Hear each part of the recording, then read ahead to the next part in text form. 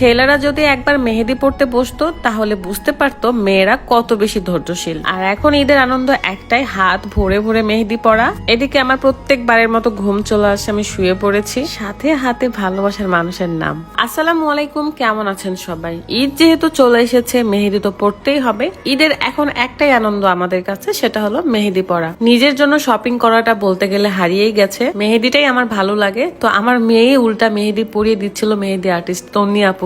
ছোট বাচ্চা, তাকে অনেক বুঝিয়ে সুঝিয়ে হাতটা দিয়ে তারপরে মেহেদি পরানো হয়েছে। মেহেদি পরানো যেই শেষ হয়েছে সাথে সাথে হাত ধুয়ে চলে এসেছে। এত করে বলার পরেও একটা মিনিটের জন্য রাখেনি। যাই হোক, আমার হাতে অলরেডি মেহেদি পরানো শুরু হয়ে গেছে। আমার তন্নি আপুর কাছ থেকে আমি সবসময় মেহেদি পরিয়ে নিই, কারণ তার মেহেদি দেওয়ার ডিজাইনটা খুবই ভালো লাগে। এখানে আমরা একটু ব্রেকে আইসক্রিম খাচ্ছিলাম, যদিও তন্নির ঠান্ডা লেগেছিল তাও সে আইসক্রিম খাচ্ছিল।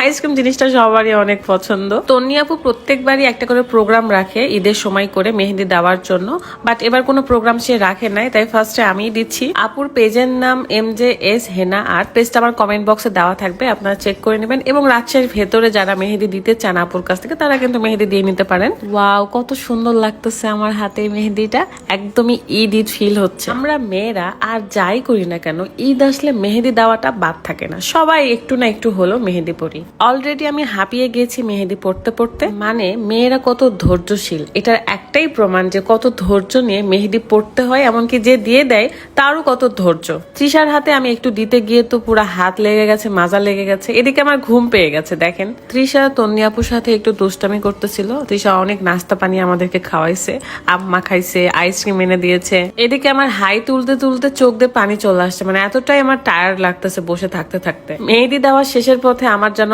অধৈর্য চলে আসার মনে হয় আগামী 6 মাস কোনো মেহেদি পরবো না, বাট রং দেখলেই শান্তি লাগে। আমি হচ্ছে ডান হাতে খুবই সিম্পল করে দিয়েছি, মানে দুই হাতে খুব সিম্পল করে, বাট দুইটাই আমার কাছে খুবই পছন্দ হয়েছে। থ্যাংক ইউ সো মাচ তন্নি আপুকে। শুধু আমি না, আমার সাথে কিন্তু ভাবি আছে যাকে আমি আপু বলেই ডাক দিই, সেটা হলো আকাশের ওয়াইফ। আমার নখে কিন্তু গাছের মেহেদির রং, এটা একদমই সুন্দর হয়ে লেগে আছে। গাছের মেহেদির রংটা অনেকদিন থাকে, তো আমি আমার হাতে রাত লিখে নিলাম। মেহেদি দেওয়া সবার শেষ হলে তারপরে একসাথে আবার ফ্রেমে চলে আসি। এতক্ষণ আর কোনো শুট নেইনি, কারণ খুবই ক্লান্ত লাগতেছিল আমাদের।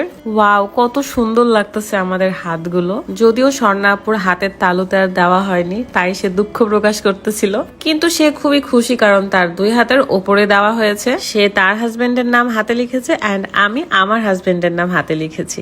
একটা মানুষের জীবনে যখন ভালোবাসার মানুষ চলেই আসে, তখন সে ছাড়া তার জীবন আর কিছুই থাকে না। হাতে মেহেদির রঙেও সেই মানুষটা থাকে। আমার তো এমন হয় যে হাতে যদি কলম থাকে, আমার হাতে লিখি, কিংবা বই খাতা যাই থাকুক না আমার সাথে, সেগুলোর উপর আমি রাদের নাম লিখি। আর আমি দেখেছি রাদও সেম কাজটা করে, তার হাতে হোক বা খাতায় সুন্দর করে আর বি সুন্দর করে আর্ট করে করে লিখতো।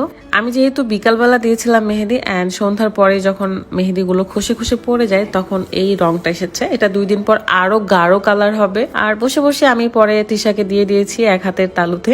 ভালো থাকবেন সবাই, আল্লাহ হাফেজ।